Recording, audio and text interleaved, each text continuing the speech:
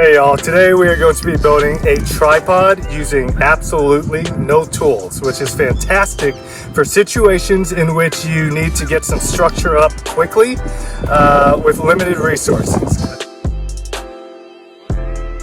So when lashing a tripod, you'll need two things. First, you'll need 3 posts cut to about the same length. We have 3 8-foot posts here, and I've set them on another piece of wood to make it easier to work with. And then you also need some rope, and we prefer Manila rope because it is strong, it's very durable, it doesn't stretch that much, and it withstands all the elements here in Central Texas.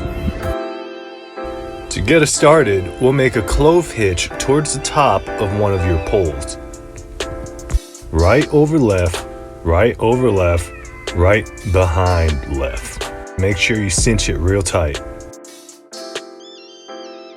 Now begin weaving the rope in between each of the 3 poles, making sure you go over and under and alternate along the way back.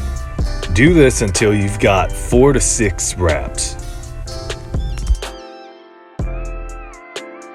Now wrap vertically over your rope work between the first 2 poles and cinch it tight after 2 passes.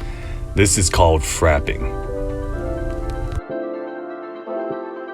Frap in between the final 2 poles and cinch it off with a clove hitch knot opposite to the first knot that you tied.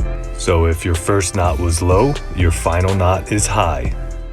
Once you tied that knot real tight, your tripod is ready to go.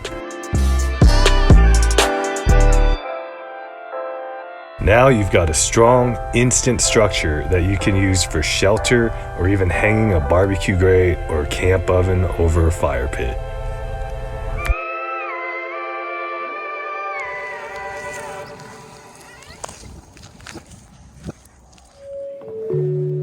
Thank you for watching. If you enjoyed this, please like, follow, and subscribe. Until next time, we look forward to seeing y'all back here at the Ranchito.